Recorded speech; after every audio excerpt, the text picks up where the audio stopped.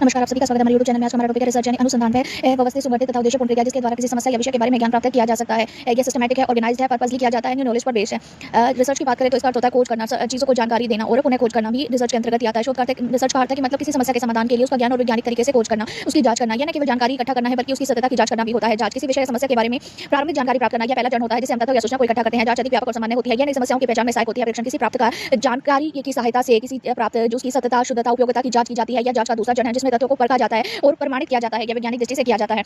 Research के प्रकार की बात करें तो आधार के अनुसार मौलिक तथा अनुप्रयोग शोध, उद्देश्य के अनुसार अन्वेषणात्मक, वर्णनात्मक, प्रयोगात्मक से संवादात्मक, विधि के अनुसार ऐतिहासिक सर्वेक्षण, प्रकरण विधि, क्रियात्मक शोध और डेटा के अनुसार गुणात्मक, मात्रात्मक और मिश्रित शोध। इसके मतलब रिसर्च का इंपॉर्टेंट होता है। इसकी बात करें तो यह ज्ञान के क्षेत्र का विस्तार करता है, यह सामाजिक समस्याओं के समाधान में सहायक है, यह शिक्षा की गुणवत्ता में सुधार करता है, यह नीति और निर्णयों के वैज्ञानिक आधार प्रदान करता है, यह शिक्षक और विद्यार्थी दोनों के लिए लाभकारी होता है।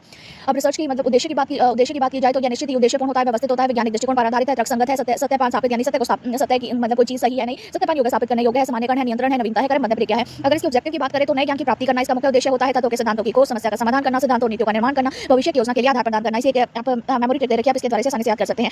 रिसर्च के करते समय में कई बातों का ध्यान रखना चाहिए। सबसे पहले हमें ध्यान रखना चाहिए कि हमारा उद्देश्य जो है पूर्ण रूप से स्पष्ट और सीमित हो। सही और उपयुक्त विधि का चयन करें। जो हमें डाटा हम कलेक्ट कर रहे हैं, चाहे वो प्राइमरी सोर्स से करें या सेकेंडरी सोर्स से करें, जो डाटा है वो विश्वसनीय होना और वैध होना चाहिए।